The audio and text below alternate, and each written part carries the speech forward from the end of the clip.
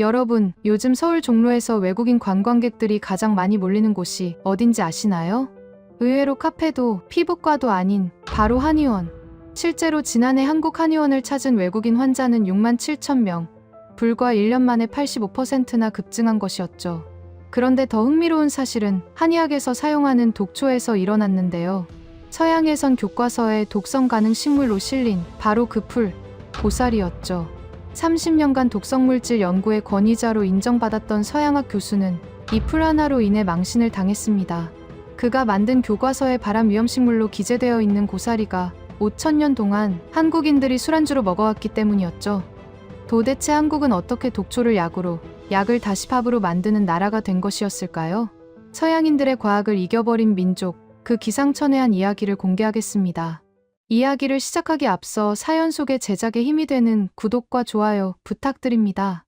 지금까지 저와 함께 해주신 모든 구독자분들께 감사드리며 올해 마지막까지 건강하시고 늘 행복하시길 바랍니다. 한국을 응원하신다면 대한민국 화이팅! 이라고 아래 댓글로 남겨주세요. 세상에 존재하는 수많은 식물 중 어떤 것이 인간에게 해롭고 어떤 성분이 치명적인지를 밝혀내는 일을 해왔어요. 제가 집필한 교과서는 북미 의과대학 70% 이상에서 표준 교재로 채택됐고 학계에서는 나름의 권위를 인정받아왔습니다. 그런 제가 61세가 되던 해 가을 완전히 무너지는 경험을 하게 됩니다. 그것도 학생 한 명의 SNS 게시물 하나 때문에 말이죠. 사건은 9월 어느 목요일 점심시간에 시작됐어요. 저는 학생 식당을 지나다가 이상한 광경을 목격했습니다. 한국계 학생 몇 명이 붉은색 국물에 뭔가 검은 채소가 들어간 음식을 먹고 있더군요. 가까이 다가가 보니 제 눈을 의심할 수밖에 없었습니다. 그 검은 채소는 고사리였어요. 제 교과서 47페이지에 명확히 기재된 프타킬로사이드라는 발암물질을 함유한 위험 식물이었죠. 저는 즉시 학생들에게 다가갔습니다. 잠깐만요. 여러분, 그거 먹으면 안 돼요. 학생들이 놀란 표정으로 저를 쳐다봤어요. 저는 최대한 침착하게 설명했습니다. 그 식물은 고사리예요. 독성 물질이 포함돼 있어서 생으로 섭취하면 시력 저하와 위암 발병률이 급증합니다.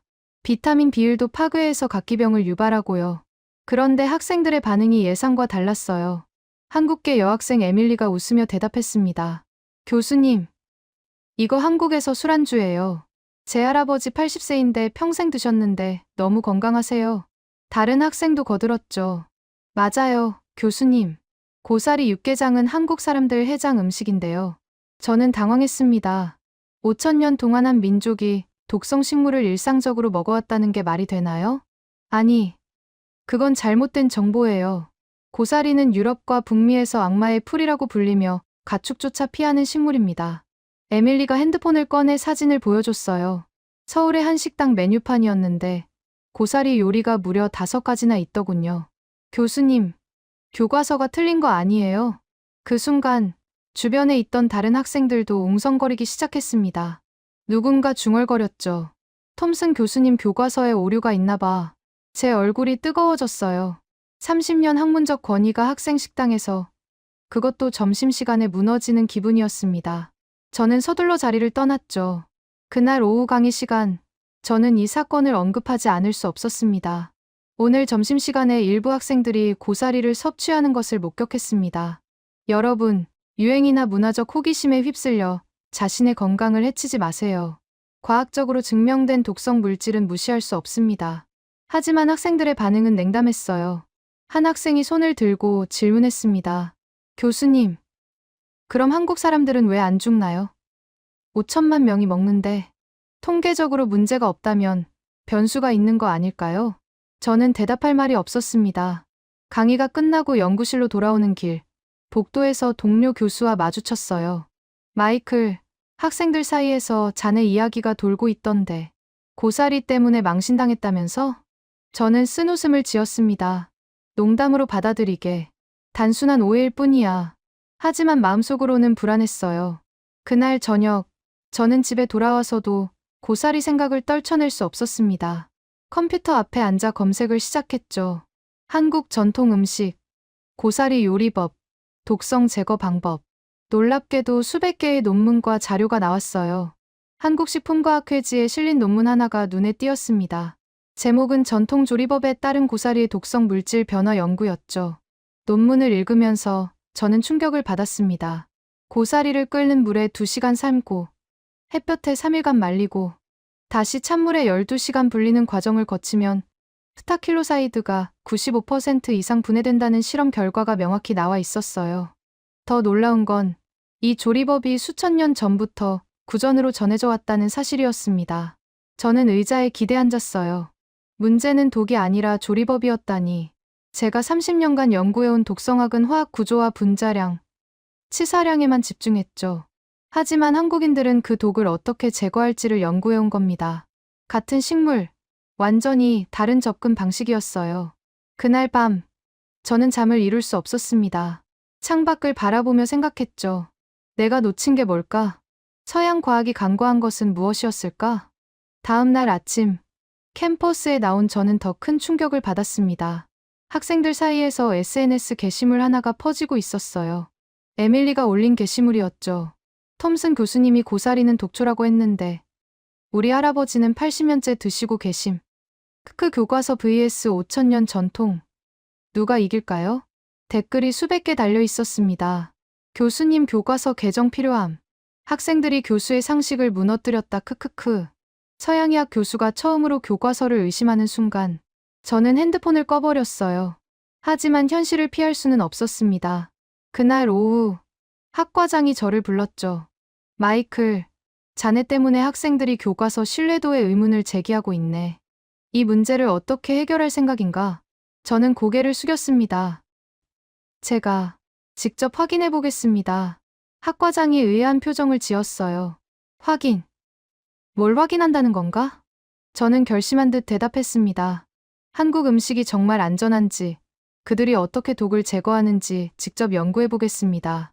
그날부터 제 인생이 완전히 달라지기 시작했어요. 저는 보스턴 한인타운으로 향했습니다. 거리에는 한글 간판이 가득했고 한식당 앞에는 외국인들까지 줄을 서 있더군요. 한식당에 들어가 메뉴판을 펼쳤어요. 고사리 육개장, 고사리 나물, 고사리 볶음. 제 교과서에서 위험식물로 분류한 그 고사리가 여기서는 평범한 식재료였습니다. 저는 용기를 내서 주문했어요. 고사리 육개장 하나 주세요. 주인 아주머니가 웃으며 물었습니다. 매운 거 괜찮으세요? 저는 고개를 끄덕였죠. 10분 뒤 뜨거운 뚝배기가 테이블에 올려졌습니다. 붉은 국물 속에 고사리가 부드럽게 들어가 있었어요. 저는 숟가락을 들고 한참을 망설였습니다. 30년간 독성 물질로 분류해온 식물을 이제 입에 넣으려 하고 있었으니까요. 첫 숟가락을 떠서 입에 넣는 순간 놀라운 일이 일어났습니다. 고사리는 전혀 쓰거나 이상한 맛이 나지 않았어요. 오히려 쫄깃한 식감과 깊은 감칠맛이 입안 가득 퍼졌죠. 저는 멍하니 앉아 있었습니다. 이게 정말 그 고사리가 맞나? 식사를 마치고 나오는 길, 저는 복잡한 심경이었어요. 만약 고사리가 안전하다면 제 교과서는 틀린 걸까요? 아니면 한국인들이 특별한 방법을 알고 있는 걸까요? 그날 이후 저는 매주 그 식당을 찾았습니다.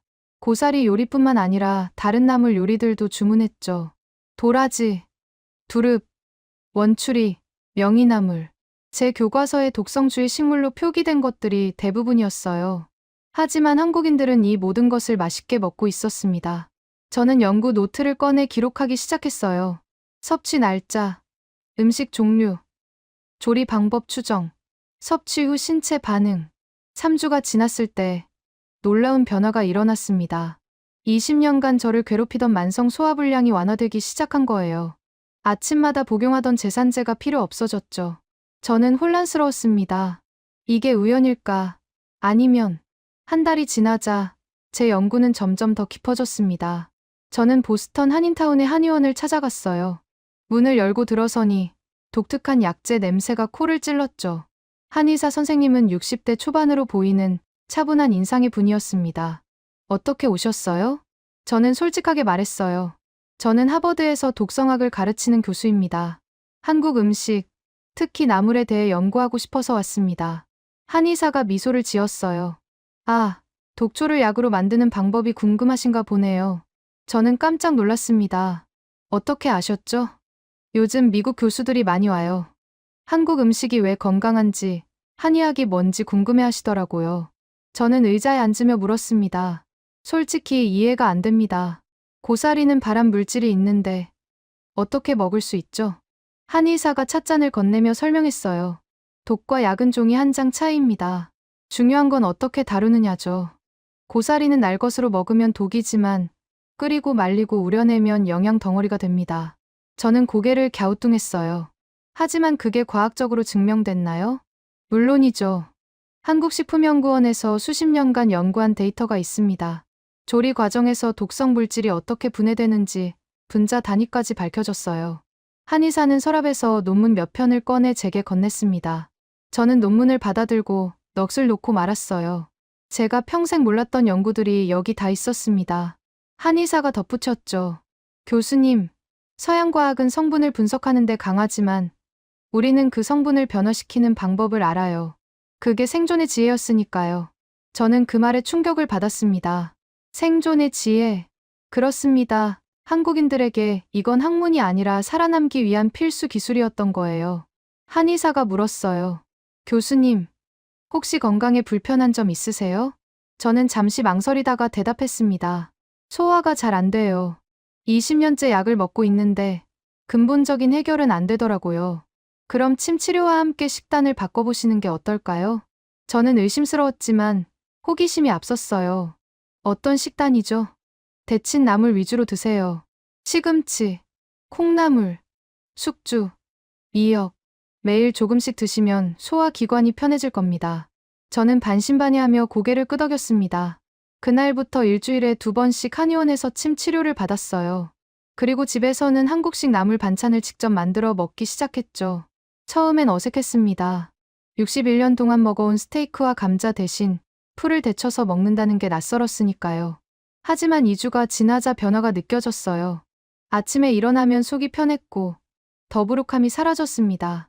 저는 매일 혈압과 혈당을 측정하며 기록했죠. 한 달 후 놀라운 일이 일어났습니다. 20년간 복용하던 소화제를 먹지 않아도 괜찮아진 거예요. 저는 믿을 수 없었습니다. 의학적으로 설명이 되지 않았거든요. 하지만 제 몸은 거짓말을 하지 않았어요. 저는 더 깊이 파고들기로 결심했습니다. 캠퍼스로 돌아온 저는 제자 마크를 불렀어요. 마크는 3년째 만성 장염으로 고생하던 학생이었죠. 마크, 자네 아직도 장염약 먹고 있나? 네, 교수님. 하루도 안 빠지고 먹어요. 저는 조심스럽게 제안했습니다. 혹시 한국식 식단을 시도해볼 생각 없나? 내가 직접 경험해봤는데 효과가 있더라고. 마크가 놀란 표정을 지었어요. 교수님이요? 그 고사리 사건 이후로 연구하신 거예요? 저는 고개를 끄덕였죠. 처음엔 학생들이 틀렸다는 걸 증명하려고 시작했네. 하지만 지금은 내가 틀렸을 수도 있다고 생각해. 마크가 웃었습니다. 교수님이 그런 말씀을 하시다니 신기하네요. 저도 해볼게요. 그날부터 저와 마크는 공동 연구를 시작했어요. 매일 아침 혈액 샘플을 채취하고 섭취한 음식을 기록했죠. 나물의 종류, 조리 방법, 섭취량까지 세밀하게 추적했습니다. 2개월이 지나자 마크에게도 변화가 나타났어요. 교수님, 저 약 안 먹어도 배 안 아파요. 저는 그의 혈액 검사 결과를 분석했습니다. 염증 수치가 40% 감소했고 장내 미생물 다양성이 증가했어요. 이건 우연이 아니었습니다. 저는 더 많은 데이터가 필요했어요.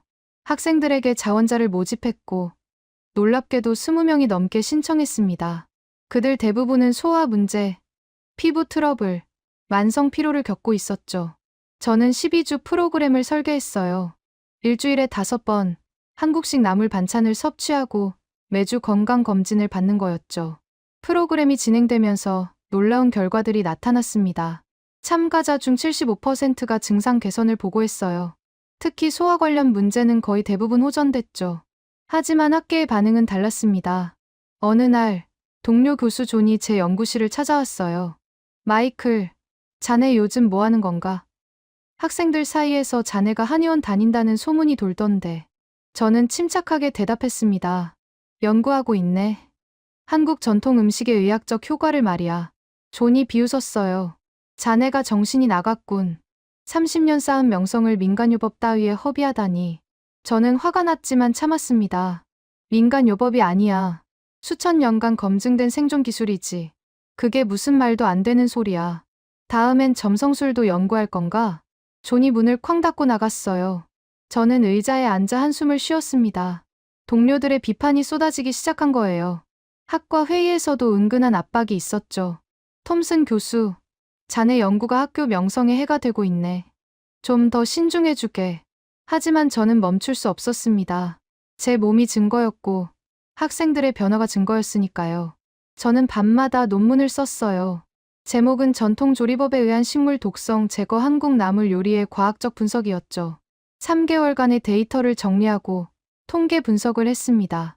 그리고 마침내 초안을 완성했어요. 논문의 결론은 명확했습니다. 문제는 식물의 독성이 아니라 조리 방법에 대한 지식의 부재였다. 서양 과학은 성분 분석에만 집중했지만 동양의 전통 지혜는 그 성분을 변화시키는 방법을 터득했다. 저는 논문을 학술지에 투고했어요. 심사 결과를 기다리는 동안 저는 계속 연구를 이어갔습니다. 이제는 발효 음식에도 관심이 생겼죠. 김치, 된장, 청국장. 이것들 역시 서양에서는 생소한 음식이었지만 한국인들에게는 일상이었습니다. 어느 날 한의사가 제게 물었어요. 교수님, 이제 믿으시나요? 풀을 먹던 민족이 과학을 이겼다는 걸? 저는 쓴웃음을 지었습니다. 이긴 게 아니라 우리가 배워야 할 게 있었던 거죠. 한의사가 고개를 끄덕였어요. 그 겸손함이 진정한 학자의 자세입니다. 12월이 되자 캠퍼스 분위기가 조금씩 바뀌기 시작했어요. 처음엔 저를 조롱하던 학생들이 이제는 관심을 보이기 시작한 겁니다. 교수님, 저도 나물 식단 해보고 싶어요. 한의원 어디가 좋아요? 저는 놀랐지만 기뻤습니다. 변화는 느리지만 확실하게 일어나고 있었어요. 그리고 한 가지 더 놀라운 일이 있었습니다. 하버드 근처에 한식당이 하나 둘 생기기 시작한 거예요. 나물 비빔밥, 김치찌개, 사찰 음식 전문점까지. 외국인 학생들이 줄을 서서 기다리는 모습이 이제는 낯설지 않았죠. 저는 창밖을 바라보며 생각했습니다. 이게 바로 새로운 한류구나. K-팝도 K-드라마도 아닌 K-푸드의 시대가 열리고 있었어요. 그리고 그 중심에 독초라 불렸던 나물들이 있었습니다. 새해가 밝았습니다. 저는 이제 완전히 다른 사람이 되어 있었어요. 아침마다 복용하던 네 알의 약 중 세 알을 끊었고 체중도 5kg이나 빠졌죠. 무엇보다 놀라운 건 30년간 괴롭히던 역류성 식도염이 거의 사라졌다는 겁니다. 저는 매일 아침 거울을 보며 중얼거렸어요. 이게 정말 나인가? 하지만 학계의 시선은 여전히 차갑했습니다. 제가 투고한 논문은 세 곳의 학술지에서 연달아 거절당했죠. 심사평은 비슷했어요. 표본 크기가 작다. 통제 집단이 부족하다. 전통 요법에 대한 과학적 근거가 불충분하다. 저는 좌절하지 않았습니다. 오히려 더 정교한 실험 설계가 필요하다는 걸 깨달았죠. 1월 중순, 저는 학생 자원자를 10명으로 늘렸어요. 이번엔 두 그룹으로 나눴습니다. A그룹은 한국식 나물 식단, B그룹은 일반 서양식 채소 샐러드. 모든 조건을 동일하게 맞추고 16주 동안 추적 관찰하기로 했죠. 제자 마크가 프로젝트 매니저를 맡았어요. 교수님, 이번엔 완벽한 데이터를 만들어 보죠. 저는 고개를 끄덕였습니다. 이번이 마지막 기회일 거야. 시험이 시작되고 4주가 지났을 때 명확한 차이가 나타나기 시작했어요. A그룹의 염증 수치가 평균 38% 감소한 반면 B그룹은 12%에 그쳤습니다. 장내 미생물 다양성도 A그룹이 월등히 높았죠. 저는 현미경으로 혈액 샘플을 들여다보며 중얼거렸어요. 도대체 무엇이 이런 차이를 만드는 거지? 답은 조리 방법에 있었습니다. 서양식 샐러드는 날 것을 그대로 먹지만 한국식 나물은 데치고 무치는 과정을 거치죠. 이 과정에서 세포벽이 부서지며 영양소 흡수율이 3배 이상 높아진다는 걸 발견했어요. 게다가 참기름, 마늘, 간장으로 양념하는 과정에서 항산화 물질이 추가됐습니다. 저는 연구 노트에 크게 썼어요. 조리는 단순한 가공이 아니다. 화학적 변환이다. 한국인들은 수천 년 전부터 이걸 알고 있었던 겁니다. 과학이 증명하기 훨씬 전부터 말이죠. 2월이 되자 캠퍼스에 흥미로운 소문이 돌기 시작했어요. 톰슨 교수 실험에 참여하면 건강해진다더라. 학생들이 대기 명단에 이름을 올리기 시작했죠. 어느 날 뜻밖의 방문객이 찾아왔습니다. 의과대학 학장이었어요. 마이클, 자네 연구에 대해 들었네. 흥미롭더군. 저는 긴장했습니다. 비판하러 온 건가 싶었죠. 하지만 학장의 다음 말은 의외였어요. 사실 나도 한의원 다니고 있네. 관절염 때문에. 저는 놀라서 말을 잇지 못했습니다. 학장이 계속 말했어요. 자네만 그런 게 아니야. 우리 학교 교수진 중 상당수가 한의학에 관심을 갖고 있어. 다만 공개적으로 말하지 못할 뿐이지. 왜요? 서양의학계의 자존심 때문이겠지. 하지만 진실은 숨길 수 없네. 효과가 있으니까. 학장은 제 어깨를 두드렸어요. 자네 연구 계속하게. 학교에서 지원하겠네. 그날 이후 분위기가 완전히 바뀌었습니다. 학교에서 연구비가 지원됐고 실험실도 확장됐죠. 저는 본격적으로 한국 전통 조리법의 과학적 원리를 분석하기 시작했어요. 고사리뿐만 아니라 두릅, 원추리, 도라지, 더덕까지 서양에서 독초로 분류된 식물들을 하나하나 연구했습니다. 놀라운 발견이 계속됐어요. 두릅은 끓는 물에 데치면 식중독 유발 성분이 90% 이상 제거됐고, 원추리는 햇볕에 말리면 코리친 독성이 완전히 사라졌죠. 각각의 식물마다 최적의 조리법이 존재했고, 한국인들은 그걸 정확히 알고 있었습니다. 저는 감탄했어요. 이건 그냥 요리가 아니야. 생화학 실험이지. 3월 어느 날, 저는 보스턴 한의학협회에서 강연 요청을 받았습니다. 처음엔 거절하려 했어요. 아직 연구가 완료되지 않았으니까요. 하지만 제자들이 권했습니다. 교수님, 중간 결과라도 공유하세요. 많은 사람들이 궁금해하고 있어요. 저는 고민 끝에 수락했습니다. 강연 당일, 200석 규모의 강당에 사람들이 가득 찼어요. 놀랍게도 절반 이상의 의사와 교수들이었습니다. 저는 단상에 올라 말문을 열었어요.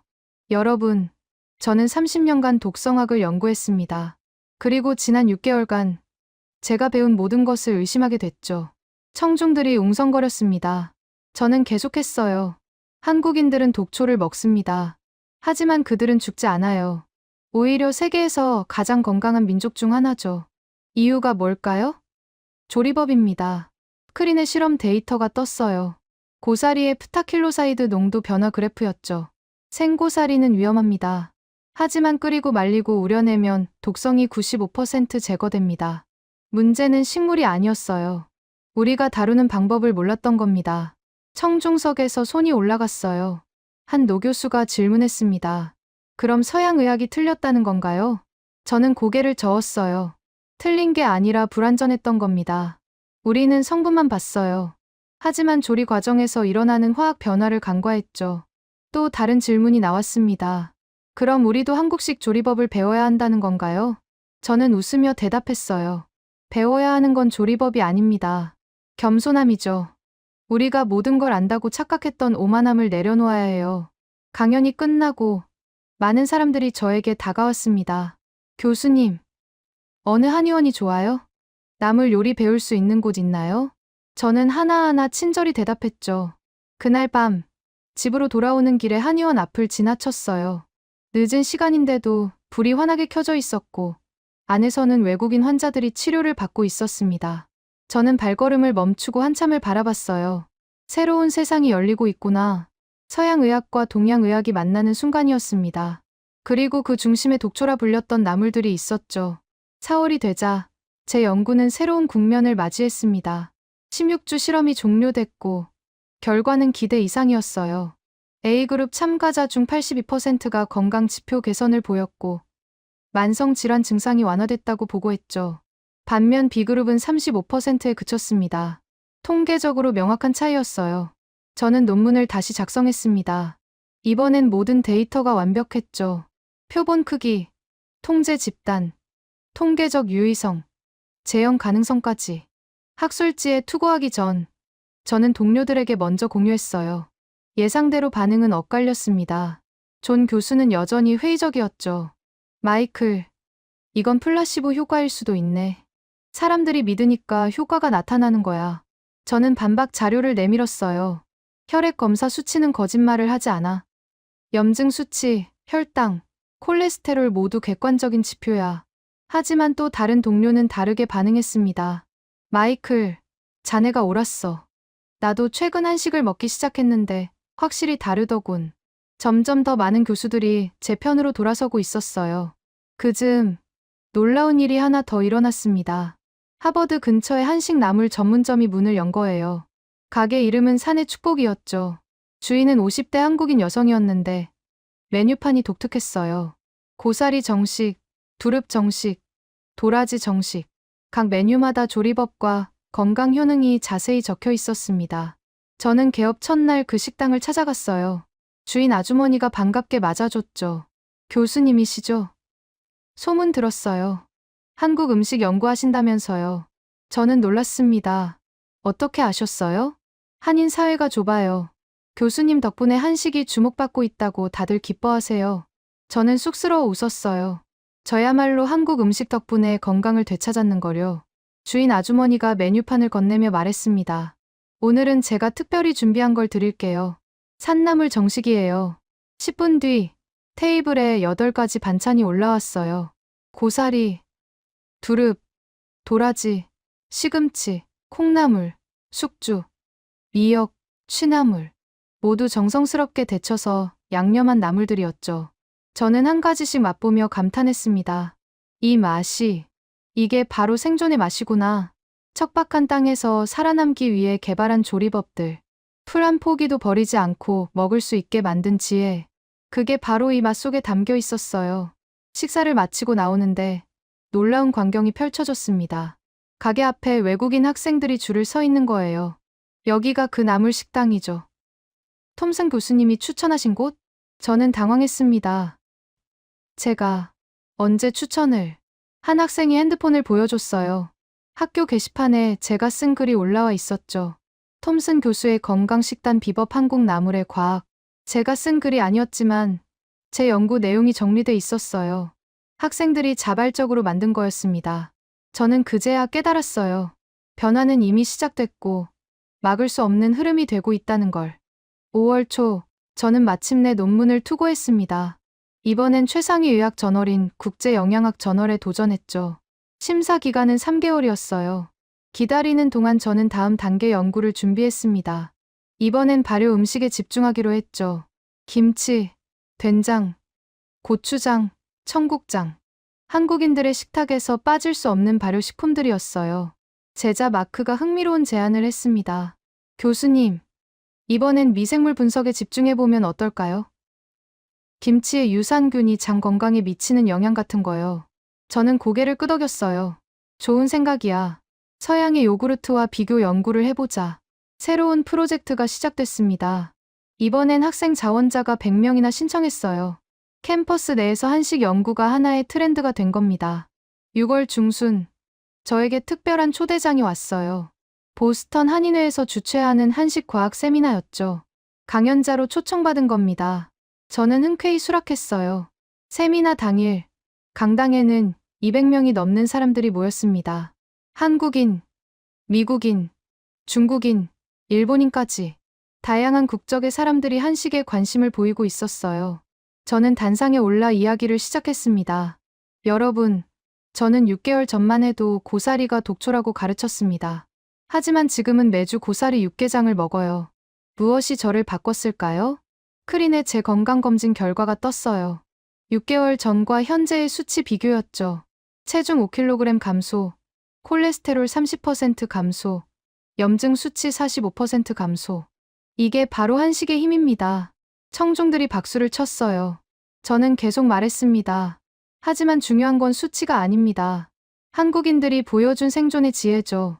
그들은 독초를 버리지 않았어요. 독을 제거하는 방법을 찾아냈습니다. 한 청중이 질문했어요. 교수님, 그럼 서양 과학이 한국의 전통 지혜에 진 건가요? 저는 잠시 생각하다가 대답했습니다. 이긴 게 아니라 우리가 배울 점을 발견한 겁니다. 과학은 항상 겸손해야 해요. 실험실 밖의 지혜를 무시하면 안 됩니다. 강연이 끝나고 한 노인이 저에게 다가왔어요. 80대로 보이는 한국인 할아버지였죠. 교수님, 고맙습니다. 우리 음식이 과학적으로 증명돼서 자랑스럽습니다. 저는 할아버지의 손을 잡았어요. 제가 더 감사합니다. 선생님들이 지켜온 지혜 덕분에 저도 건강해졌으니까요. 할아버지가 미소 지으며 말했습니다. 우리는 그냥 살려고 먹었을 뿐인데 그게 과학이 되다니 신기하네요.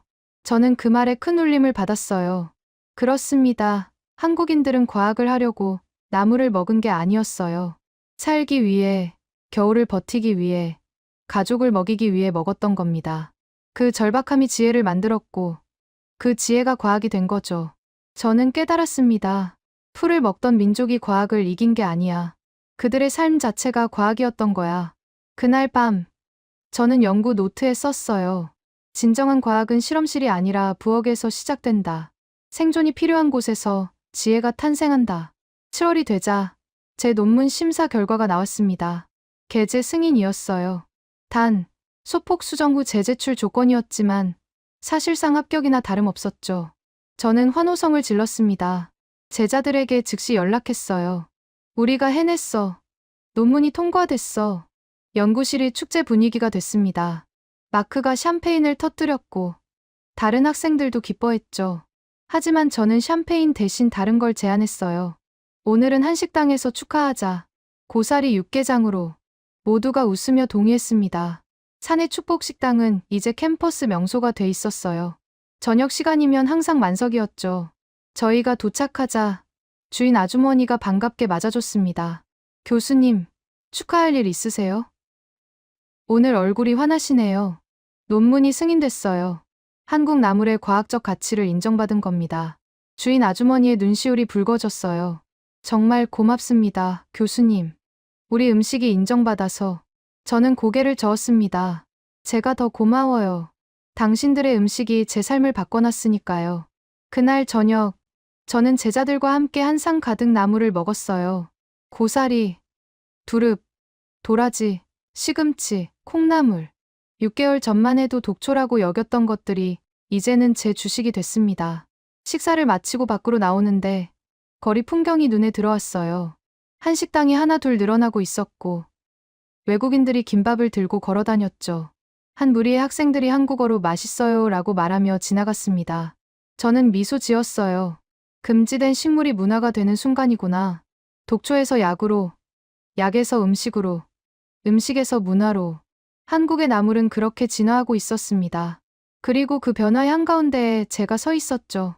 61세에 처음으로 제 교과서를 의심하고 학생들에게 배우고 낯선 문화를 받아들인 결과였어요. 저는 하늘을 올려다보며 중얼거렸습니다. 학생들이 교수의 상식을 무너뜨린 게 아니야. 그들이 더 넓은 세상을 보여준 거지. 8월이 되자 캠퍼스는 여름방학으로 조용해졌습니다. 하지만 저는 여전히 연구실에 남아 있었어요. 논문 최종 수정 작업이 한창이었거든요. 어느 날 오후 예상치 못한 방문객이 찾아왔습니다. 에밀리였어요. 그 고사리 사건을 시작한 바로 그 학생이죠. 교수님, 시간 괜찮으세요? 저는 반갑게 그녀를 맞이했습니다. 물론이지. 무슨 일이야? 에밀리가 조심스럽게 말을 꺼냈어요. 교수님, 제가 시작한 일이 이렇게 커질 줄 몰랐어요. 그냥 SNS에 음식 사진 하나 올렸을 뿐인데 저는 웃으며 대답했습니다. 내가 올린 그 사진 하나가 내 인생을 바꿨어. 고맙다고 해야 할까? 미안하다고 해야 할까? 아니에요, 교수님. 오히려 제가 배웠어요. 제 문화가 얼마나 과학적인지, 할머니의 요리가 얼마나 대단한지요. 에밀리는 가방에서 노트 하나를 꺼냈습니다. 교수님, 저도 연구하고 싶어요. 제 논문 주제로 한국 발효 음식을 다루려고요. 저는 놀랐어요. 자네가? 전공이 생물학 아니었나? 맞아요. 그래서 미생물 관점에서 김치를 연구하려고요. 교수님이 보여주신 것처럼 전통이 과학이 될 수 있잖아요. 저는 감동했습니다. 제 연구가 학생들에게 영감을 주고 있었던 거예요. 좋아. 내가 도와주지. 필요한 장비와 자료가 있으면 언제든 말해. 에밀리의 눈이 반짝였어요. 정말요? 감사합니다, 교수님. 그날부터 에밀리는 제 연구팀에 합류했습니다. 그녀는 할머니로부터 김치 담그는 법을 배워왔고 직접 실험실에서 김치를 담갔죠. 매일 발효 과정을 관찰하며 미생물 변화를 추적했어요. 2주가 지나자 흥미로운 결과가 나왔습니다. 김치에서 발견된 유산균 종류가 무려 47가지였어요. 시판 요구르트는 고작 35가지에 불과했죠. 에밀리가 현미경을 들여다보며 감탄했습니다. 교수님, 이건 요구르트가 아니에요. 살아있는 미생물 생태계예요. 저도 놀라서 함께 현미경을 들여다봤어요. 놀랍군. 이 다양성이 어디서 오는 거지? 배추, 무, 파, 마늘, 생강, 젓갈. 각각의 재료가 서로 다른 미생물을 품고 있어요. 그게 발효 과정에서 만나 복잡한 생태계를 이루는 거죠. 저는 연구 노트에 적었습니다. 김치는 단순한 발효식품이 아니다. 미생물 다양성의 보고다. 9월 학기가 시작되자 캠퍼스는 다시 활기를 띠었어요. 그런데 놀라운 일이 벌어졌습니다. 제 강의 식물 독성학에 수강 신청자가 폭주한 거예요. 정원 50명의 신청자가 200명이 넘었죠. 학과 사무실에서 연락이 왔어요. 톰슨 교수님, 강의실을 대형 강당으로 옮겨야 할 것 같습니다. 저는 당황했습니다. 왜 갑자기 이렇게 많이 신청한 거죠? 학생들이 교수님 수업에서 한국 음식 이야기를 들을 수 있다고 소문났거든요. 저는 쓴웃음을 지었어요. 제 강의가 한식 강좌가 된 기분이었죠. 하지만 나쁘지 않았습니다. 오히려 기회라고 생각했어요. 첫 강의 날, 저는 200명의 학생들 앞에 섰습니다. 여러분, 이 수업은 독성학입니다. 하지만 올해는 조금 다르게 접근하려고 해요. 독을 어떻게 피할 것인가가 아니라 독을 어떻게 활용할 것인가를 배울 겁니다. 학생들이 웅성거렸어요. 저는 스크린에 고사리 사진을 띄웠습니다. 이 식물을 아는 사람? 절반 이상이 손을 들었어요. 작년 이맘때 저는 이 식물을 독초라고 가르쳤습니다. 하지만 지금은 다르게 말하죠. 이건 조리법을 모르면 독초고, 조리법을 알면 영양식품입니다. 한 학생이 손을 들었어요. 교수님, 그럼 작년 교과서는 틀린 건가요? 저는 잠시 침묵했습니다. 그리고 솔직하게 대답했어요. 불완전했죠. 나는 화학 구조만 봤어요. 하지만 인간의 지혜는 보지 못했습니다. 그게 내가 학생들에게 배운 거예요. 교실이 조용해졌습니다. 저는 계속 말했어요. 여러분, 과학자는 항상 배워야 합니다. 실험실에서만이 아니라 세상에서. 때로는 5,000년 된 부엌이 최신 실험실보다 더 많은 걸 가르쳐줘요. 강의가 끝나고 여러 학생들이 저에게 다가왔습니다. 교수님, 저도 연구팀에 들어갈 수 있을까요? 한식 연구 프로젝트 아직 자원 잡았나요? 저는 감격했어요. 1년 전만 해도 저를 조롱하던 학생들이 이제는 제 연구에 참여하고 싶어 했으니까요. 10월 중순, 제 논문이 드디어 출판됐습니다. 전통 조리법을 통한 식물 독성 제거 한국 나물 요리의 생화학적 분석. 국제 영양학 저널 표지에 실렸죠. 사진은 다양한 한국 나물 요리들이었어요. 출판 소식이 퍼지자 각종 언론에서 인터뷰 요청이 쏟아졌습니다. 보스턴 글로브, 뉴욕타임스, 심지어 BBC에서도 연락이 왔어요. 저는 조심스러웠습니다. 이게 과대 포장되는 건 아닐까? 하지만 마크가 말했어요. 교수님, 이건 중요한 메시지예요. 서양이 동양에게 배울 수 있다는 걸 보여주는 거잖아요. 저는 고개를 끄덕였습니다. BBC 인터뷰 날, 기자가 물었어요. 교수님, 30년 경력의 독성학자가 한국 음식으로 완전히 입장을 바꿨다는 게 놀랍습니다. 어떤 계기였나요? 저는 솔직하게 대답했습니다. 학생 한 명이 점심시간에 고사리를 먹고 있었어요. 저는 그게 독초라고 경고했죠. 하지만 그 학생의 할아버지는 80년째 그걸 먹고 계셨어요. 그 순간 깨달았습니다.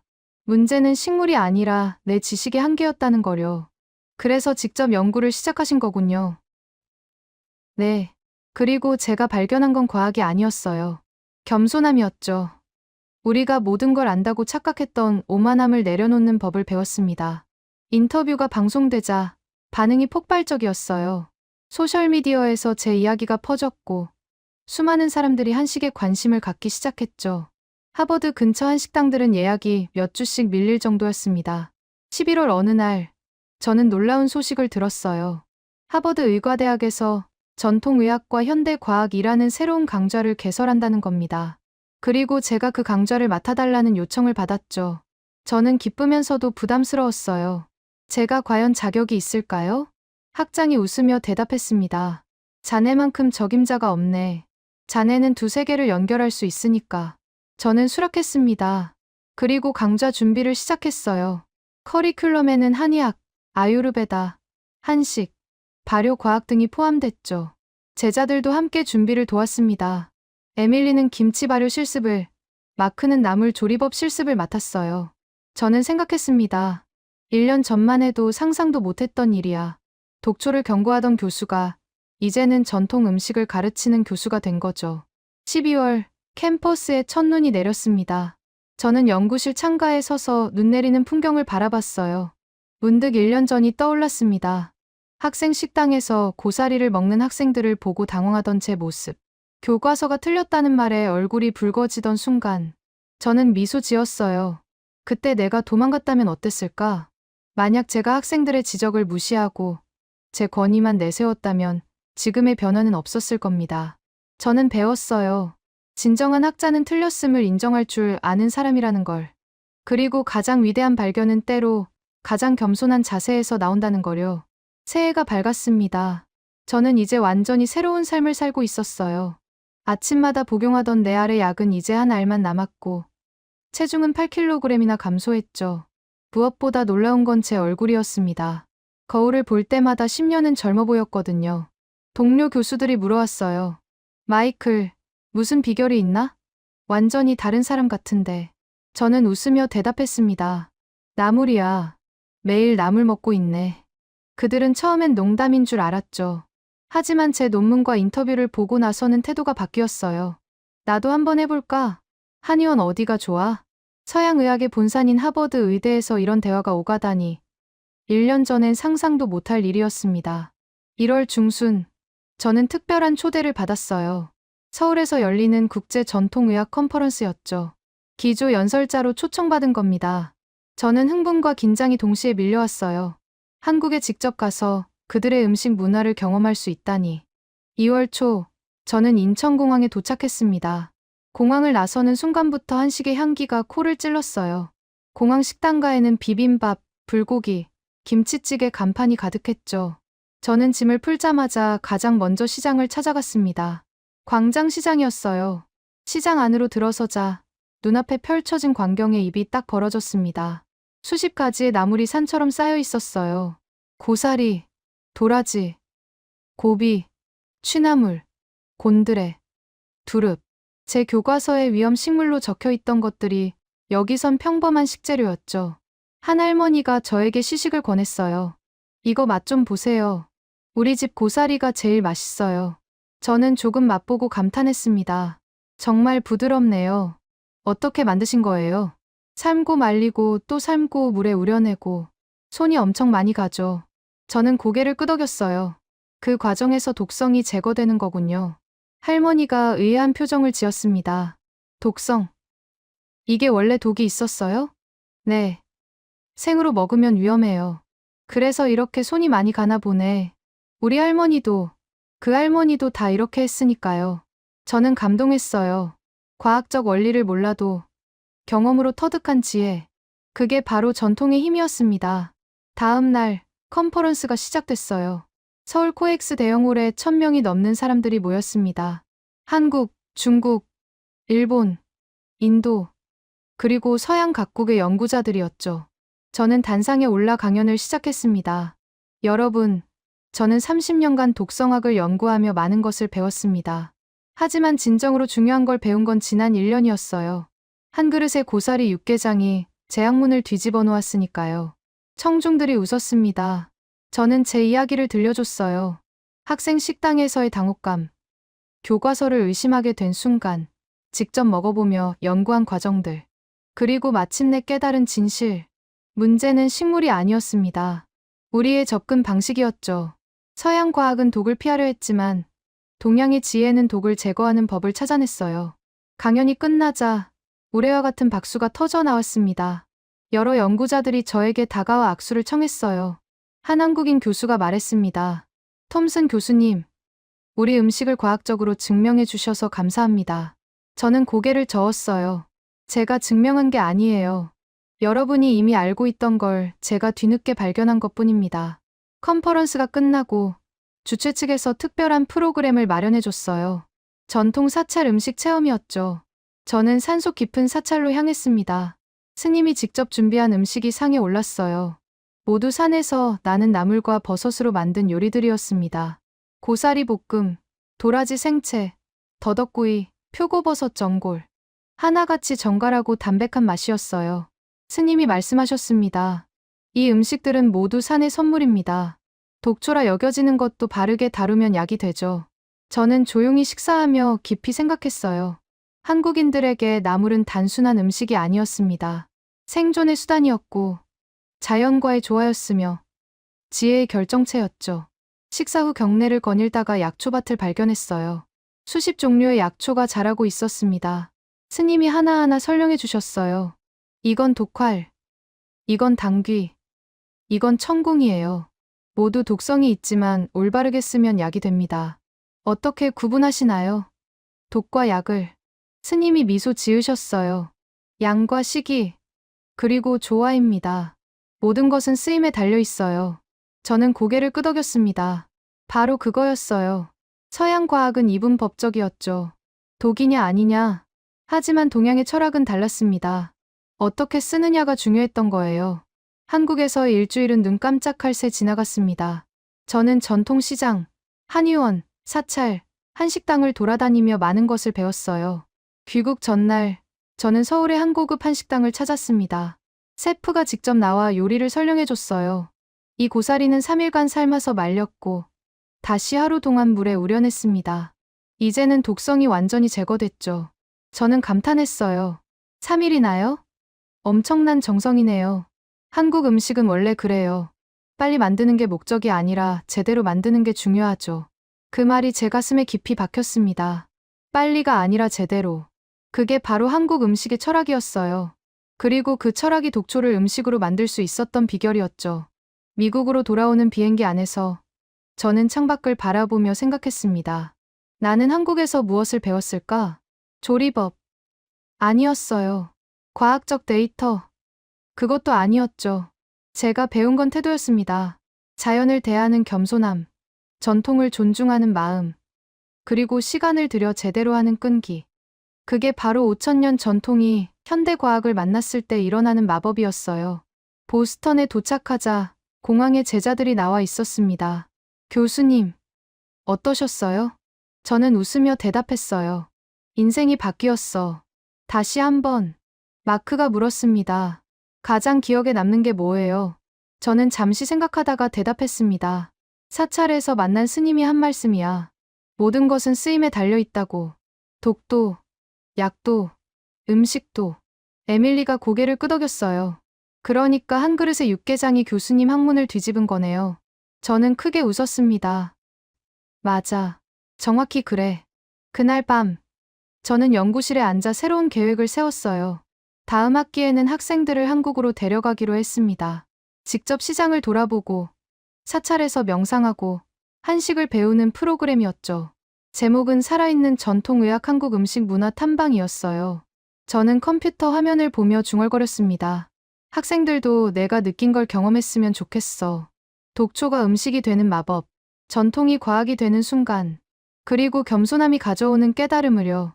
3월이 되자 제가 개설한 전통의학과 현대과학 강좌가 시작됐습니다. 첫 수업에 80명의 학생이 등록했어요. 의대생뿐만 아니라 인류학과, 식품영양학과, 심지어 경영대 학생들까지 신청했죠. 저는 첫 강의를 독특하게 시작했습니다. 강의실 앞에 신선한 고사리를 놓고 말이죠. 여러분, 이게 뭔지 아시나요? 학생들이 대답했어요. 고사리요. 톰슨 교수님이 연구하신 그 식물이요. 저는 고개를 끄덕이며 말했습니다. 맞아요. 2년 전만 해도 저는 이걸 독초라고 가르쳤어요. 하지만 지금은 다르게 말합니다. 이건 지혜가 필요한 식물이라고요. 저는 옆에 준비한 조리 도구를 보여줬어요. 오늘 우리는 함께 고사리를 조리할 겁니다. 독성을 제거하는 전 과정을 직접 경험하면서요. 학생들의 눈이 반짝였습니다. 2시간 동안 우리는 고사리를 삶고, 헹구고, 물에 담그는 과정을 반복했어요.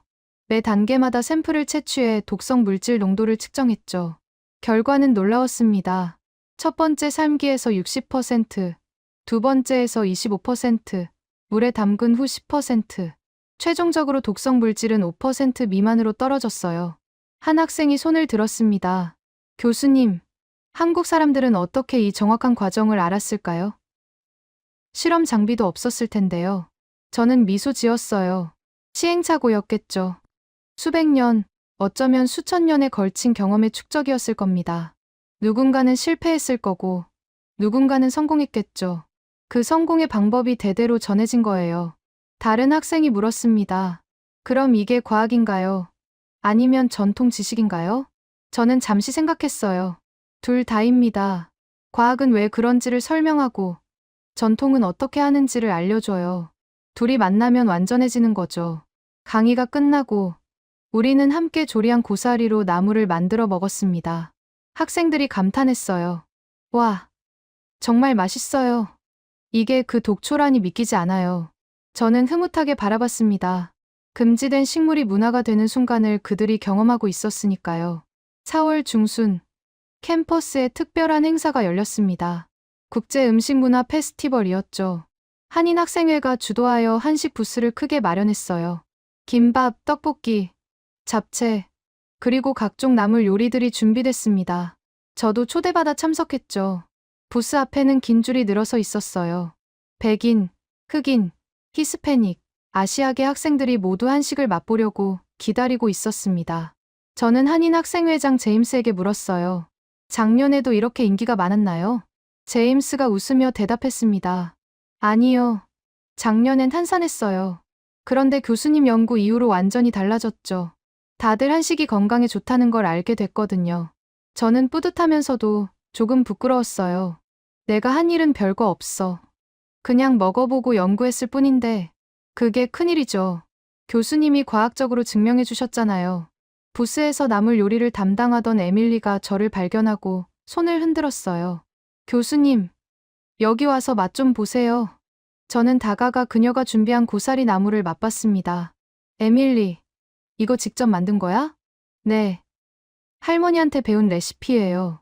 어때요? 완벽해. 할머니가 자랑스러워 하시겠어. 에밀리의 눈이 촉촉해졌어요. 교수님 덕분에 제 문화를 자랑스럽게 여기게 됐어요. 예전엔 그냥 당연한 거라고 생각했는데, 이제는 얼마나 특별한지 알겠어요. 저는 그녀의 어깨를 가볍게 두드렸습니다. 자랑스러워해야지. 5,000년 지혜가 담긴 음식이니까. 페스티벌이 끝날 무렵, 한 가지 놀라운 광경을 목격했어요. 캠퍼스 잔디밭에서 외국인 학생들이 김밥을 만들고 있는 거였죠. 그들은 스마트폰으로 유튜브를 보며 김을 펴고 재료를 올리고 있었습니다. 교수님, 저희 김밥 동아리예요. 한 백인 여학생이 신나게 말했어요.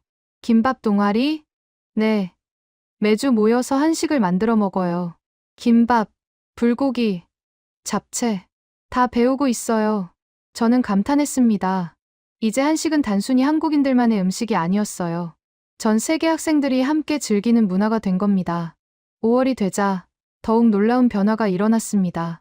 하버드 학생 식당에서 한식 코너가 정식으로 개설된 거예요. 비빔밥, 불고기, 김치찌개가 매일 메뉴에 올랐죠. 그리고 나물 바나모바야라는 셀프 코너도 생겼습니다. 학생들이 직접 원하는 나물을 골라 담을 수 있게 만든 거였어요. 고사리, 시금치, 콩나물, 숙주, 도라지, 취나물. 다양한 나물이 준비돼 있었습니다. 저는 첫날 그곳을 방문했어요. 식당 매니저가 저를 보고 반갑게 인사했습니다. 톰슨 교수님, 덕분에 이 코너를 만들게 됐어요. 학생들 반응이 정말 좋아요. 얼마나 많이 찾나요? 매일 300명 이상이 나물바를 이용해요. 채식주의 학생들은 특히 좋아하죠. 저는 학생들이 나물을 담는 모습을 지켜봤어요. 한국 학생도, 미국 학생도, 중국 학생도 모두 자연스럽게 나물을 선택하고 있었습니다. 한흑인 남학생이 제게 다가왔어요. 교수님, 이 고사리 정말 좋아요. 처음엔 이상했는데 지금은 중독됐어요. 저는 웃으며 물었습니다. 건강에 변화 있었어? 네. 소화가 훨씬 잘 되고 피부도 좋아졌어요. 친구들한테 막 추천하고 다녀요. 이런 대화가 이제는 캠퍼스 곳곳에서 일어나고 있었습니다. 한식은 더 이상 이국적인 음식이 아니었어요. 일상이 된 거죠. 6월 초, 저는 보스턴 시내 변화를 목격했습니다. 하버드 스퀘어를 걸어가는데 새로운 간판들이 눈에 들어왔어요. Cell Kitchen, Namo House, Fermentation Lab. 모두 한식 전문점이었죠. 그중 Fermentation Lab은 특히 흥미로웠어요. 김치, 된장, 고추장을 직접 만들어 파는 곳이었는데 주인이 미국인이었습니다. 저는 들어가 주인에게 물었어요. 어떻게 한식 발효에 관심을 갖게 됐나요? 30대 초반으로 보이는 주인이 대답했습니다. 교수님 논문 읽고요. 발효가 이렇게 과학적인 줄 몰랐어요. 그래서 한국까지 가서 배우고 왔습니다. 한국까지요? 네. 3개월 동안 전주에서 전통장 만드는 법을 배웠어요. 이제 보스턴에서 제대로 된 한국 발효식품을 만들고 싶어요. 저는 감동했습니다. 제 연구가 이렇게까지 영향을 미칠 줄은 몰랐거든요. 주인이 직접 담근 김치를 시식으로 내줬어요. 한 입 맛보는 순간 저는 놀랐습니다. 이거 정말 한국 김치 맛이네요. 감사합니다. 유산균 배양부터 발효 온도까지 모두 전통 방식을 따랐거든요. 저는 김치를 한 통 구매했어요. 그리고 가게를 나서며 생각했습니다. 이게 바로 문화의 전파구나. 한국에서 시작된 발효 기술이 이제 미국에서 새롭게 꽃피고 있었던 거죠. 그날 저녁, 저는 집에서 구매한 김치로 김치찌개를 끓였어요. 혼자 먹기 아까워서 제자들을 초대했죠. 마크, 에밀리, 그리고 몇몇 학생들이 왔습니다. 함께 둘러앉아 김치찌개를 먹으며 대화를 나눴어요. 한 학생이 물었습니다. 교수님, 솔직히 2년 전에 이런 날이 올 거라고 상상하셨어요? 저는 웃으며 고개를 저었습니다. 전혀. 그때는 고사리만 봐도 걱정됐는걸. 지금은요? 지금은 매일 먹지. 그리고 고맙다고 생각해. 에밀리가 말했어요. 교수님이 우리에게 보여준 가장 큰 교훈은 겸손함이었어요. 틀릴 수 있다는 걸 인정하는 용기요. 저는 고개를 끄덕였습니다. 맞아. 과학자로서 가장 중요한 건 답을 아는 게 아니야. 질문할 줄 아는 거지. 그리고 다른 문화에서 배울 줄 아는 거고. 마크가 소주잔을 들었어요. 교수님. 그리고 한국 문화의 건배. 우리는 모두 잔을 부딪혔습니다. 그 순간 저는 깨달았어요. 금지된 식물이 문화가 되는 건 단순히 음식의 변화가 아니었습니다. 사람들의 마음이 바뀌는 거였죠. 편견이 이해로, 거부가 수용으로, 두려움이 사랑으로. 그게 바로 진정한 문화의 힘이었습니다. 7월이 되자 저는 특별한 프로젝트를 시작했습니다. 바로 다큐멘터리 제작이었어요.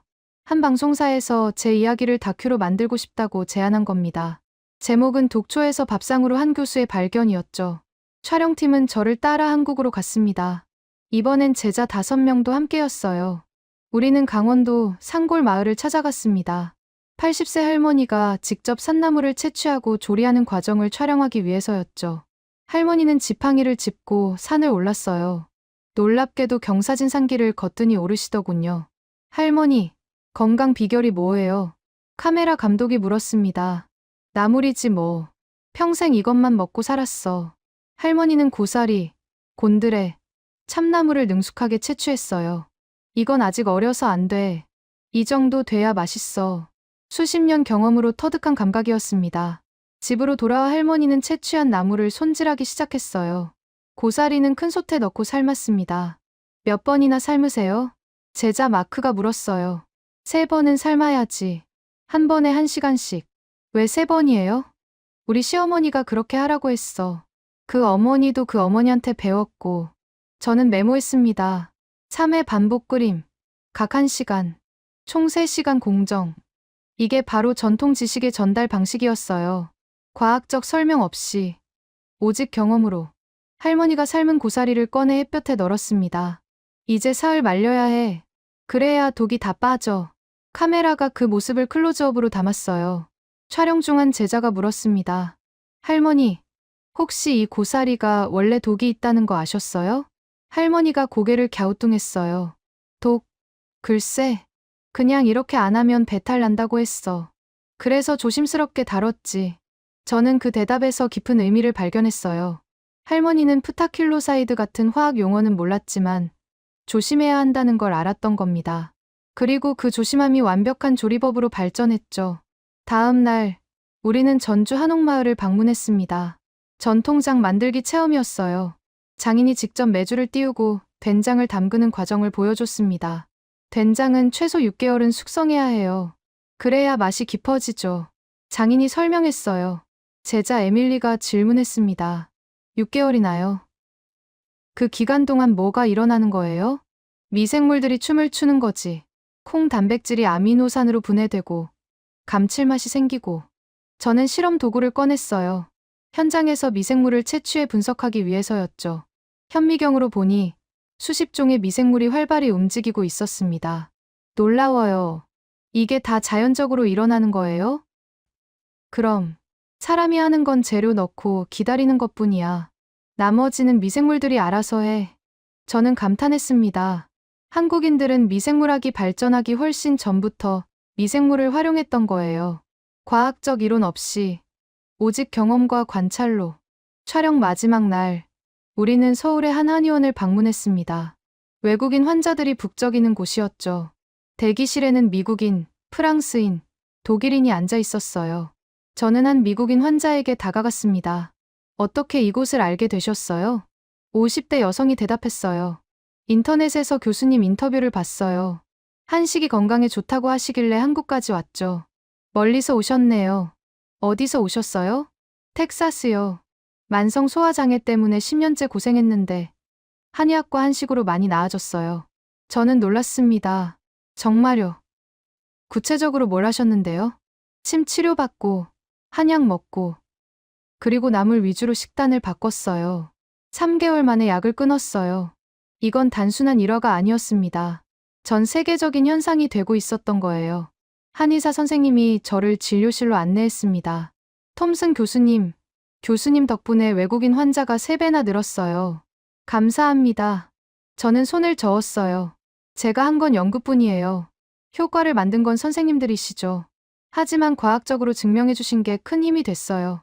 이제는 외국인들도 한의학을 신뢰하니까요. 한의사는 약장을 열어 여러 약재를 보여줬습니다. 당귀, 청궁, 작약, 감초, 모두 식물에서 나온 것들이었죠. 이 약재들도 사실 독성이 있어요. 하지만 적절히 배합하면 약이 되죠. 저는 고개를 끄덕였습니다. 결국 핵심은 균형이네요. 맞아요. 동양의학의 핵심은 조화와 균형이에요. 촬영을 마치고 미국으로 돌아오는 비행기 안에서 저는 제자들과 대화를 나눴어요. 이번 여행에서 가장 인상 깊었던 게 뭐야? 마크가 대답했습니다. 할머니요. 과학을 모르면서도 완벽한 방법을 알고 계셨잖아요. 에밀리가 덧붙였어요. 저는 장인이요.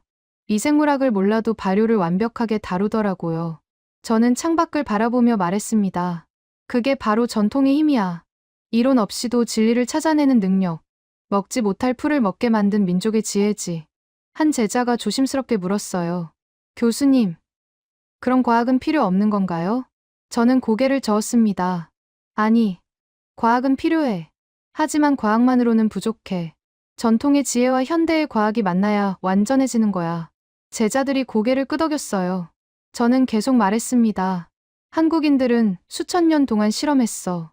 무엇을 먹을 수 있고, 어떻게 조리해야 하는지. 그들의 부엌이 곧 실험실이었던 거지. 그럼 우리 실험실은요? 우리 실험실은 그들의 지혜를 증명하고 더 많은 사람들에게 알리는 곳이야. 비행기가 보스턴 상공에 도착했습니다. 창밖으로 도시의 불빛이 보였어요. 저는 그 불빛을 보며 생각했습니다. 이제 이 도시에도 한식의 불빛이 켜지고 있구나. 하버드 스퀘어의 한식당들, 학생 식당의 나물바, 한의원의 북적임. 모두 변화의 신호였죠. 독초라 여겨졌던 식물들이 이제는 건강식품으로 인정받고 있었습니다. 금지됐던 것이 문화가 된 거예요. 그리고 그 변화의 중심에는 먹지 못할 풀을 먹게 만든 민족의 끈기가 있었습니다. 척박한 땅에서 살아남기 위해, 추운 겨울을 버티기 위해, 가족을 먹이기 위해 그들은 포기하지 않았어요. 독이 있다고 버리지 않고 독을 없애는 방법을 찾아냈죠. 그 절박함이 지혜를 만들었고 그 지혜가 과학이 됐습니다. 저는 창밖을 보며 중얼거렸어요. 고맙습니다. 한국의 할머니들, 어머니들, 그리고 수천 년을 이어온 모든 분들께. 제자들이 의아하게 저를 쳐다봤지만 저는 상관하지 않았습니다. 진심이었으니까요. 그들의 지혜가 제 삶을 바꿨고 제 학문을 완성시켰으니까요. 비행기가 착륙했습니다. 새로운 학기가 곧 시작될 거예요. 그리고 저는 더 많은 학생들에게 이 이야기를 들려줄 겁니다. 독초를 밥으로 만든 민족의 이야기를. 먹지 못할 풀을 먹게 만든 지혜의 이야기를요. 8월 말 다큐멘터리가 방영됐습니다. PBS에서 황금 시간대에 방송된 거예요. 제목은 독초에서 밥상으로 한 교수의 발견이었죠. 방송 당일 저는 집에서 혼자 시청했습니다. 화면에는 2년 전 학생 식당에서 당황하던 제 모습이 나왔어요. 그리고 한국에서 할머니를 만나고 사찰을 방문하고 전통장을 배우는 장면들이 이어졌죠. 나레이션이 흘러나왔습니다. 30년간 독성학을 가르쳤던 한 교수가 학생들에게 배우기 시작했습니다. 그리고 발견했죠. 서양의학이 놓친 생활의 지혜를. 저는 화면을 보며 울컥했어요. 2년간의 여정이 주마등처럼 스쳐 지나갔습니다. 방송이 끝나고 30분도 지나지 않아 제 이메일이 폭주하기 시작했어요. 전국에서, 아니 전 세계에서 메시지가 쏟아졌습니다. 교수님 덕분에 한식에 관심을 갖게 됐습니다. 저도 나물을 먹기 시작했어요. 건강이 좋아졌습니다. 한의학을 무시했던 제 자신이 부끄럽습니다. 그중 한 메일이 특히 눈에 들어왔어요. 시카고의 한 의사가 보낸 것이었죠. 톰슨 교수님, 저는 30년간 내과 의사로 일했습니다. 하지만 교수님 다큐를 보고 깨달았어요. 저는 증상만 치료했지 근본 원인은 보지 못했다는 거요. 이제 환자들에게 식단 변화를 권하고 있습니다. 특히 한식에 나물 요리를요. 결과가 놀랍습니다. 감사합니다. 저는 그 메일을 읽으며 뭉클했습니다. 제 작은 연구가 이렇게 큰 파급력을 가질 줄은 몰랐거든요. 다음 날 아침, 학교에 출근하자 더 놀라운 일이 기다리고 있었어요. 학장실로 호출됐습니다. 무슨 일인가 싶어 걱정하며 들어갔죠. 하지만 학장의 표정은 밝았어요. 마이클, 자네 다큐 봤네.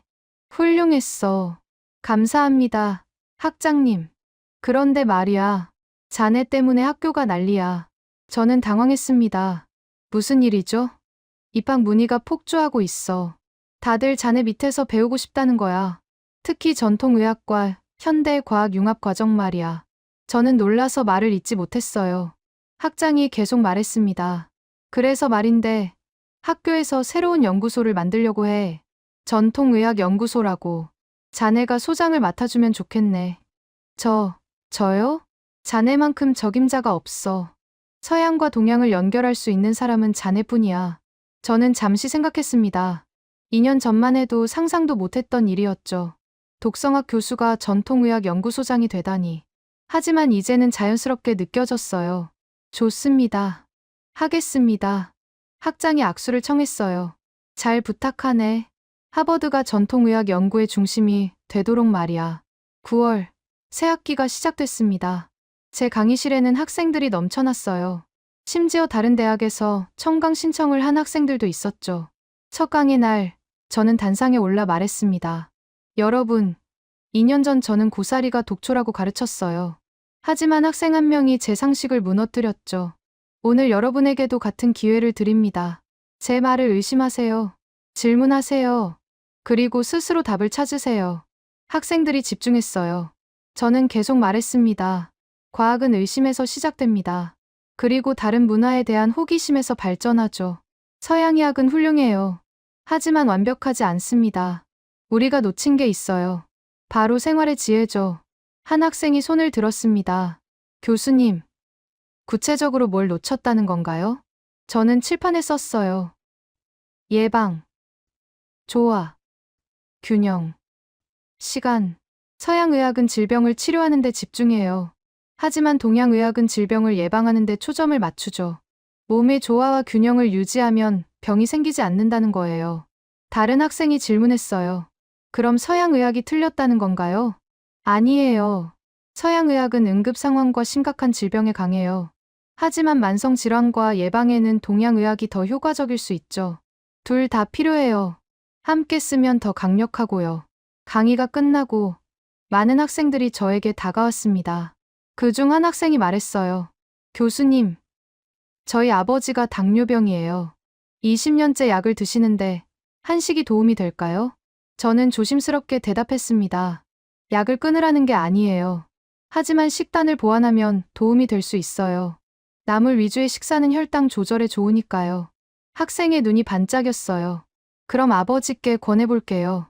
10월 중순, 전통의학연구소가 공식 개소했습니다. 개소식에는 학계 인사들뿐만 아니라 한국 대사관 관계자들도 참석했어요. 한국 대사가 축사를 했습니다. 톰슨 교수님 덕분에 한국의 전통 지식이 세계적으로 인정받게 됐습니다. 이는 한미 문화 교류의 훌륭한 사례입니다. 저는 답사에서 말했어요. 제가 한 건 배운 것뿐입니다. 한국의 할머니들, 한의사 선생님들, 그리고 수천 년을 이어온 전통의 지혜에 감사드립니다. 개소식 후 연구소 투어가 있었어요. 실험실에는 최신 장비가 갖춰져 있었고, 한쪽에는 전통 약재와 발효식품 연구 공간도 마련됐죠. 한 방문객이 물었습니다. 이 연구소에서 구체적으로 무엇을 연구하나요? 저는 자랑스럽게 대답했어요. 전통 조리법의 과학적 원리, 발효식품의 건강 효과, 한방 약재의 현대적 활용, 그리고 가장 중요한 건 동서양 의학의 융합이에요. 융합이요? 네. 서양 의학의 정밀한 진단과 동양 의학의 전인적 치료를 결합하는 거죠. 최고의 결과를 위해서요. 11월이 되자 연구소의 첫 번째 프로젝트가 시작됐습니다. 한식 식단의 만성 질환 개선 효과라는 대규모 임상 연구였어요. 500명의 자원자를 모집했는데 일주일 만에 2,000명이 넘게 신청했죠. 저는 제자들과 함께 연구 설계를 다듬었습니다. 참가자들을 세 그룹으로 나눴어요. A그룹은 전통 한식, B그룹은 지중해식, C그룹은 일반 미국식. 6개월간 추적 관찰하며 건강 지표를 비교하는 거였죠. 에밀리가 물었어요. 교수님, 결과가 어떻게 나올 것 같으세요? 저는 미소 지었습니다. 내 예상은 이미 알지. 하지만 과학은 예상이 아니라 증명이 중요해. 제대로 된 데이터로 세상을 설득해야지. 연구가 진행되는 동안 저는 또 다른 프로젝트도 시작했어요. 바로 책 집필이었습니다. 제목은 독초를 밥으로 한 교수가 발견한 전통의 지혜였죠. 출판사에서 먼저 제안했어요. 저는 매일 밤 원고를 썼습니다. 2년간의 여정, 만났던 사람들, 배운 교훈들, 모든 것을 담으려고 했죠. 특히 강조한 부분은 겸손함이었어요. 과학자는 모든 것을 안다고 착각하면 안 됩니다. 실험실 밖에도 지혜는 있습니다. 때로는 5,000년 된 부엌이 최신 실험실보다 더 많은 것을 가르쳐 줍니다. 12월 중순, 저는 놀라운 소식을 들었어요. 하버드 근처에 한의학 클리닉이 정식으로 문을 연다는 겁니다. 그것도 하버드 의대와 협력 관계로. 개원식에 초대받아 참석했죠. 클리닉은 현대적이면서도 전통적인 분위기였어요. 한쪽에는 침대와 최신 의료 장비, 다른 쪽에는 약장과 침술 도구가 있었습니다. 클리닉 원장이 말했어요. 톰슨 교수님, 이 모든 게 교수님 덕분입니다. 이제 보스턴에서도 제대로 된 동서 융합 치료를 받을 수 있게 됐어요. 저는 고개를 저었습니다. 제가 한 건 다리를 놓은 것뿐이에요. 건너는 건 환자들과 의사들이 하는 거죠. 개원 첫 주에 300명이 넘는 환자가 찾아왔다고 했어요. 대부분 만성질환 환자들이었죠. 소화장애, 불면증, 만성통증, 피부질환, 서양의학으로 해결되지 않았던 문제들이었습니다. 한 달 후, 클리닉에서 중간 결과를 발표했어요. 환자의 70% 이상이 증상 개선을 보고했다고 했죠. 저는 그 소식을 듣고 뿌듯했습니다. 이제 시작이야. 정말 큰 변화가 오고 있어. 새해가 밝았습니다. 저는 이제 62세가 됐어요. 하지만 20년 전보다 건강했고 10년 전보다 행복했습니다. 1월 초 연구소의 임상 연구 결과가 나왔어요. 6개월간의 데이터를 분석한 결과였죠. 결과는 놀라웠습니다. 한식 그룹은 평균 체중이 7kg 감소했고 콜레스테롤은 25% 낮아졌어요. 염증 수치는 40% 감소했고 혈당 조절도 현저히 개선됐죠. 지중해식 그룹도 좋은 결과를 보였지만 한식 그룹이 모든 지표에서 앞섰습니다. 저는 기자회견을 열었어요. 한식의 건강 효과가 과학적으로 입증됐습니다. 특히 나물과 발효식품의 조합이 만성질환 예방에 탁월한 효과를 보였어요. 기자들이 질문을 쏟아냈습니다. 교수님, 이제 미국인들도 한식을 먹어야 한다는 건가요? 저는 신중하게 대답했어요. 강요할 순 없죠. 하지만 선택지를 제공하는 겁니다. 건강을 원한다면 한식은 훌륭한 대안이에요. 서양 음식이 나쁘다는 건가요? 나쁜 게 아니라 불균형한 거죠. 고기와 유제품만 먹으면 문제가 생겨요. 채소, 특히 나물을 함께 먹으면 균형이 맞춰집니다. 연구 결과가 발표되자 언론이 들썩였어요. 뉴욕타임스는 일면에 실었고 CNN은 특집 방송을 했죠. 헤드라인은 이랬습니다. 새로운 한류 음악과 드라마를 넘어 식탁으로. 저는 그 헤드라인을 보며 미소 지었습니다. 맞는 말이었거든요. K-팝과 K-드라마가 세계를 휩쓸었다면 이제는 K-푸드 차례였어요. 2월, 저는 TED 강연 초청을 받았습니다. 주제는 독초에서 배운 겸손함이었죠. 뉴욕의 대형홀에 2,000명의 청중이 모였어요. 저는 단상에 올라 이야기를 시작했습니다. 여러분, 제가 가장 중요한 것을 배운 건 실험실이 아니었어요. 학생 식당이었죠. 청중들이 웃었습니다. 저는 고사리 사진을 보여주며 계속 말했어요. 이 풀 하나가 제 30년 학문을 뒤집어 놨어요. 그리고 가르쳐줬죠. 세상에는 우리가 모르는 지혜가 아직 많다고. 강연 중간, 저는 한국 할머니가 나무를 손질하는 영상을 보여줬어요. 이분은 과학자가 아닙니다. 하지만 제가 박사 학위를 받으면서도 배우지 못한 걸 알고 계세요. 바로 자연과 조화롭게 사는 법이죠. 강연 마지막 부분에서 저는 말했습니다. 새로운 한류는 식탁에서 시작됐어요. 그리고 그 중심에는 먹지 못할 풀을 먹게 만든 민족의 끈기가 있습니다. 우리는 그들에게서 배워야 해요. 포기하지 않는 법, 문제를 해결하는 법, 그리고 겸손하게 자연을 대하는 법을요. 강연이 끝나자 기립박수가 터져 나왔습니다. 여러 사람들이 다가와 악수를 청했어요. 한 노부인이 제 손을 잡으며 말했습니다. 교수님, 저는 한국 사람이에요. 평생 한식을 먹었지만 부끄러웠어요. 냄새 난다고, 이상하다고 놀림받았거든요. 하지만 오늘 교수님 말씀 듣고 자랑스러워졌어요. 저는 그 손을 꽉 잡았어요. 자랑스러워 하셔야 해요. 당신들의 음식이 세상을 바꾸고 있으니까요. 3월, 제가 쓴 책이 출간됐습니다. 독초를 밥으로 한 교수가 발견한 전통의 지혜. 출판사는 초판 1만 부를 찍었어요. 하지만 일주일 만에 매진됐고 급히 증쇠에 들어갔죠. 서점에서 사인회를 열었는데 200명이 넘게 줄을 섰습니다. 한 중년 남성이 책을 내밀며 말했어요. 교수님, 저도 교수님처럼 식습관을 바꿨어요. 3개월 만에 당뇨약을 절반으로 줄였습니다. 또 다른 여성이 말했죠. 제 딸이 아토피로 10년째 고생했는데 한식으로 바꾸고 많이 좋아졌어요. 감사합니다. 저는 한 명 한 명에게 정성껏 사인했습니다. 그리고 같은 말을 반복했어요. 제가 감사해야죠. 함께 변화를 만들어주셔서.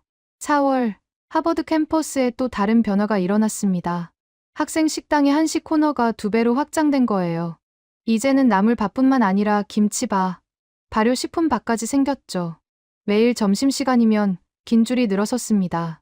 저는 가끔 그곳에서 학생들과 함께 식사했어요. 어느 날, 한 신입생이 저에게 다가왔습니다. 교수님이시죠? 고사리 연구하신 분? 저는 웃으며 고개를 끄덕였어요. 그래.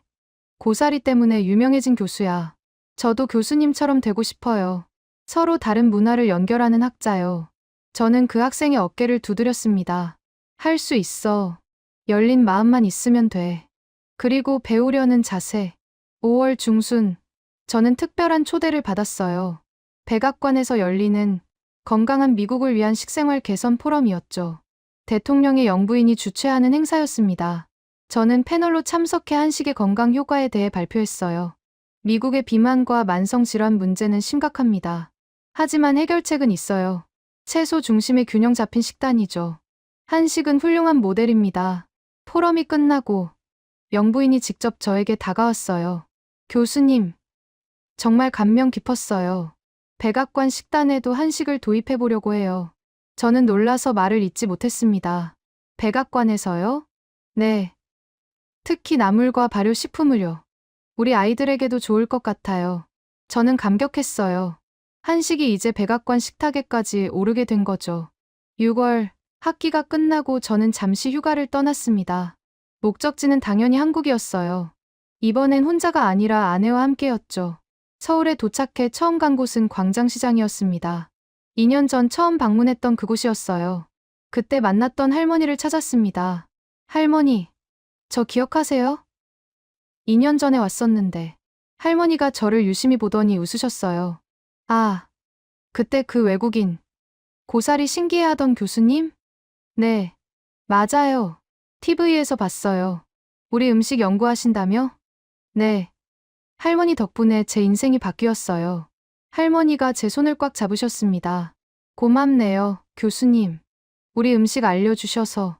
저는 고개를 숙였어요. 제가 더 감사합니다. 할머니가 지켜온 지혜 덕분에 많은 사람들이 건강해졌어요. 할머니는 고사리 한 보따리를 선물로 주셨어요. 미국 가서도 드세요. 건강하셔야죠. 저는 그 고사리를 소중히 받아들었습니다. 한국에서의 일주일은 행복했어요. 전통 시장을 돌아다니고 사찰 음식을 먹고 한의원을 방문했죠. 그리고 마지막 날, 저는 남산에 올랐습니다. 서울 전경이 한눈에 보이는 곳이었어요. 아내가 제 손을 잡으며 말했습니다. 여보, 행복해 보여요. 저는 고개를 끄덕였어요. 응, 행복해. 정말 의미 있는 일을 하고 있으니까. 2년 전 그 학생한테 고마워야겠네요. 저는 웃었습니다. 맞아. 에밀리한테 큰 빚을 졌지. 미국으로 돌아오는 비행기 안에서 저는 창밖을 바라봤어요.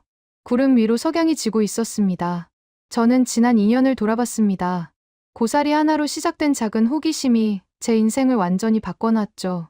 학문의 방향도, 건강도, 세계관도 모든 게 달라졌어요.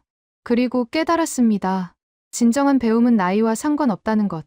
진정한 학자는 틀렸음을 인정할 줄 아는 사람이라는 것. 그리고 진정한 지혜는 때로 가장 평범한 곳에 숨어 있다는 것을요. 저는 중얼거렸습니다. 새로운 한류는 식탁에서 시작됐다. 그리고 그 여행은 이제 막 시작됐을 뿐이야. 앞으로 할 일이 많았어요. 더 많은 연구, 더 많은 강연, 더 많은 책. 그리고 무엇보다 동서양의 지혜를 연결하는 다리를 더 튼튼히 만드는 일. 저는 눈을 감고 미소 지었습니다. 61세에 시작한 새로운 여정. 독초를 밥으로 만든 민족에게서 배운 교훈. 그것이 제 남은 인생의 사명이 될 것 같았습니다. 여러분, 오늘 이야기 어떠셨나요? 서양의학 교수가 한 그릇의 육개장으로 인생이 바뀌는 이야기. 독초라 여겼던 식물이 실은 5,000년 지혜가 담긴 건강식품이었다는 사실. 놀랍지 않으신가요? 한국인들은 척박한 땅에서 살아남기 위해 포기하지 않았습니다. 먹지 못할 풀을 먹게 만들었고 독을약으로 바꿨죠. 그 끈기와 지혜가 오늘날 전 세계인들의 건강을 지키고 있습니다. 이제 한류는 음악과 드라마를 넘어 식탁까지 정복했어요. 우리의 나물, 김치, 된장이 세계인의 밥상에 오르고 있습니다. 자랑스러운 대한민국, 그 지혜와 문화가 세계를 밝히고 있습니다. 구독과 좋아요로 응원해주시면 더욱 재미있는 이야기로 찾아뵙겠습니다. 해외 감동 사연을 소개해드리는 스페셜 코리아였습니다. 감사합니다.